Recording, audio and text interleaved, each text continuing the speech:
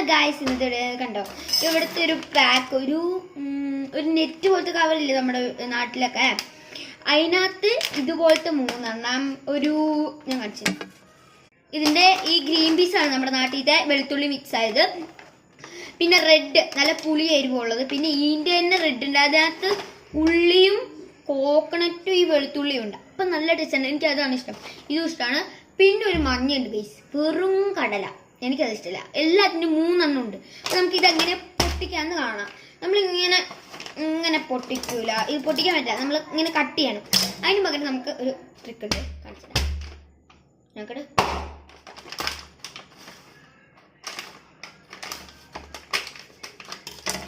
കണ്ടോ പൊട്ടി വന്നു, കണ്ടോ ഇതിന്റെ സ്മെല്ലൊക്കെ ശരിക്കും വെളുത്തുള്ളിയാണ്.